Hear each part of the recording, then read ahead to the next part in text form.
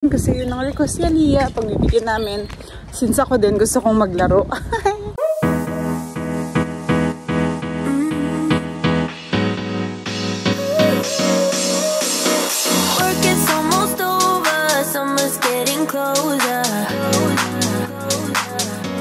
Hi mga Zooms! Good morning! So for today's video, kami ay naglalakad ulit ngayon para sunduin ang ate Aliyah. And yes, sinabi ko kami kasi may dalawa akong asungot na kasama. Ayan. Nag-hi pa siya eh. So ito na, ganda ng panahon no, maaraw. And it's Tuesday. At dahil nabitin daw kami sa time zone kagabi. Oh, nalaglag Beams. Nalaglag yung candy. Say hi! Hi! Hi mga Zooms! Nabitin kami sa time zone kagabi. So ngayon gagawin namin, punta ulit kami doon kasi yun ang request ni Aliyah, pagbibigyan namin. Since ako din gusto kong maglaro. So ayan, pupunta kami mamaya, kasama namin si Tita Sammy tsaka si Ola para makapag-dinner na din daw after. So ayan na, karga na. Ay, yung bula. Napagod na mga Zoobs.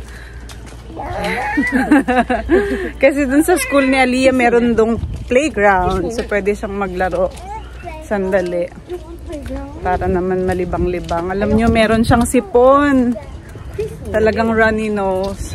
Kagabi napuyat siya dahil pagising-gising hindi siya makahinga.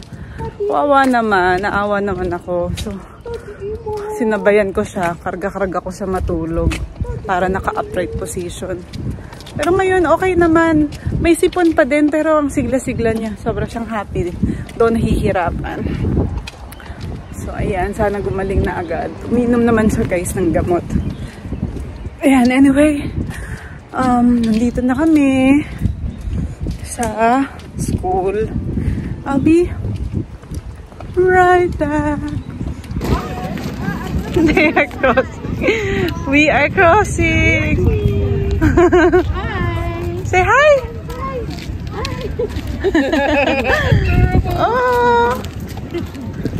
Yan, pauwi na kami. Kami ay naglalakad na mga guys.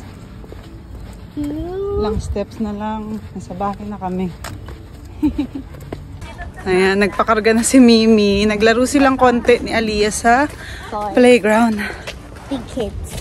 Big kids playground. So ito na guys, nandito na ako sa kotse, pasakay na. Bali, ang gagawin namin ngayon, pupunta kaming time zone. Kasama ko na si Aliyah, si Mimi. Tapos si King, susunduin na lang namin doon sa school. Kasi malapit lang doon yung bahay ni Ola. Para isahan na lang, hindi na siya babiyahe dito at magbabas. Tapos, we'll go to time zone. Nimimit na lang namin doon si Tita Sammy. So, nag-ready ako ng kanilang lunch. Si Mimi oatmeal, si Aliyah gusto niya daw ng peanut butter with bread.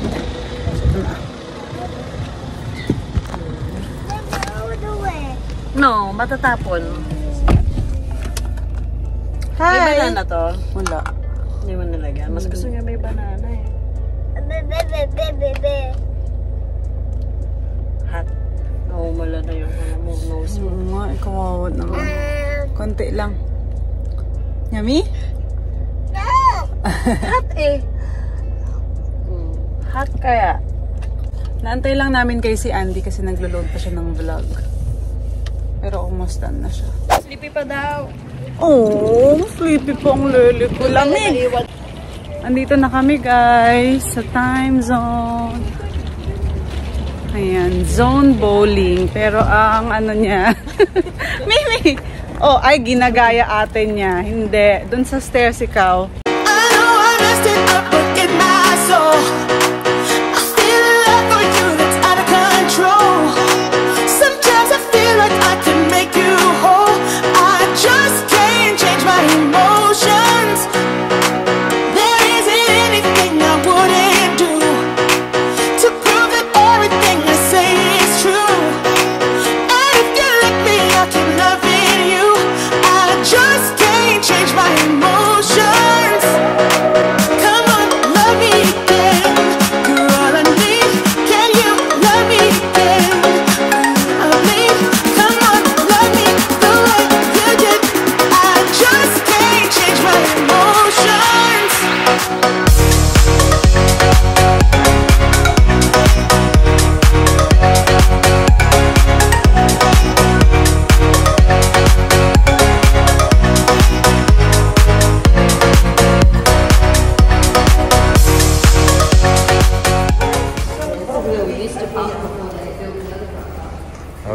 This car park looks like the worst car park in Melbourne.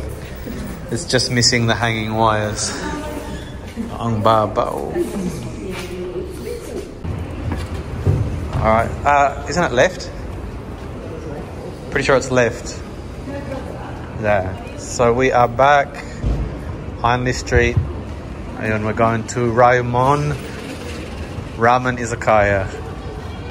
Just here along Hindley Street. There is only one of you, only one of me. There's a million of those who won't let us be. But they're not gonna see me bleed. Cause baby, I got you. I've been beaten to the ground, dragged across the dirt. I've been scared to... This is where that Japanese place is. There we go here. So we're just looking for dessert.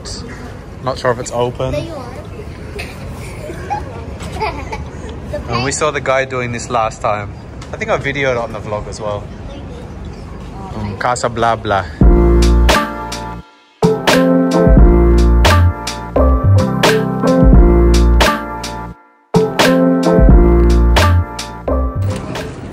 So we're going home now. After dessert. Parang everything's closed now, no?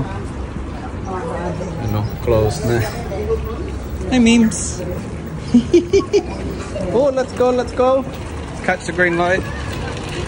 Can we make it? Can we make it? We made it.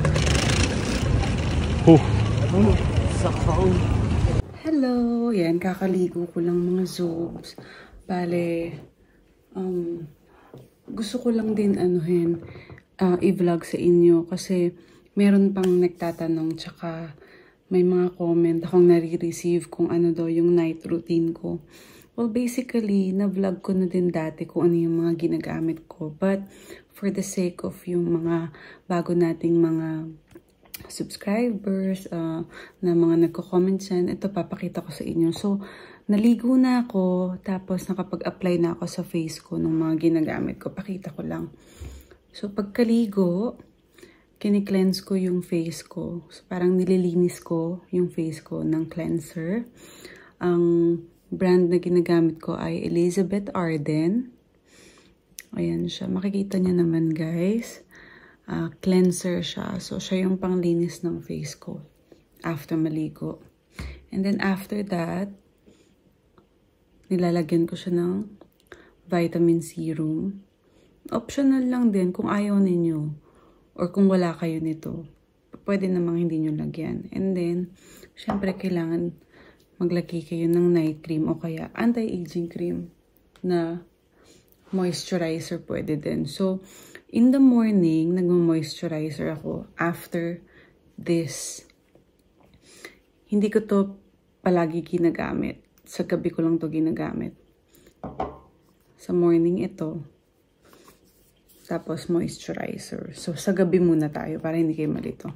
So, sa gabi, ito, meron akong overnight cream. Overnight cream. Basa nyo. Yan. Ang brand din niya ay Elizabeth Arden.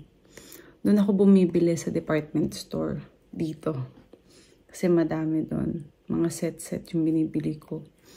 Kumbaga, sa face ko kasi, ito yung pinaka-effective na nakikita ko, ha. Kumbaga, hiyang ako dito. So, sa gabi, bago ko matulog, cleanser, serum, then pinapatungan ko siya ng anti-aging cream. And, syempre, kailangan yung lips nyo din. Lagyan ninyo ng something. Kasi, especially dito, winter, nagda-dry yung skin. So, meron akong Elizabeth Arden din na lip balm. So, yan. Minsan ginagamit ko yung cotton buds o kaya yung pinky ko. So, ayan. Parang, syempre, para full pack. Diba? Para pagkagising mo, yung face mo, hindi dry, hindi oily, pero protected siya. So, ayun. Ayun lang, guys. Gusto ko lang i-share sa inyo. So, kapag umaga, nire-replace ko tong anti-aging or night cream sa moisturizer o kaya sunblock kung meron kayo. So, yun yung pwede ninyong gamitin. wag na wag niyong kaliligtaan na gumamit ng cleanser kasi ito yung magtatanggal ng dumi sa inyo daily, especially kung lumalabas tayo ng bahay everyday. Alikabok, mga ganyan, makeup, pwede na rin to. Parang feeling kong galing-galing ko na, no? Ayan. Ako guys, pinakatamad ako sa pagdating sa mga ganyan. Pero lately, since napapansin ko nga na nagda-dry yung skin ko, talagang inaalagaan ko na yan. Dapat kayo din, especially kung tumutungtong na tayo sa ganitong edad. Alam nyo na yun kung ano yung edad ninyo. So, ayan, tapusin ko na yung vlog, guys. We had a productive day after ng birthday ni Aliyah. Meron na namang time zone. So, I guess talagang happy lang kami na nagkakaroon kami ng quality time talaga. Dahil konti lang ang family nga namin dito sa Australia. So, masayang-masaya kami kapag nakakalabas kaming magkakasama. So, ayan guys. Good night na. Hindi ko na pahahabain. Matulog na din kayo. Huwag niyong kalilimutan na mag-moisturize at cleanse ng face bago matulog. So, bye-bye! Thank you for watching mga Zoobs.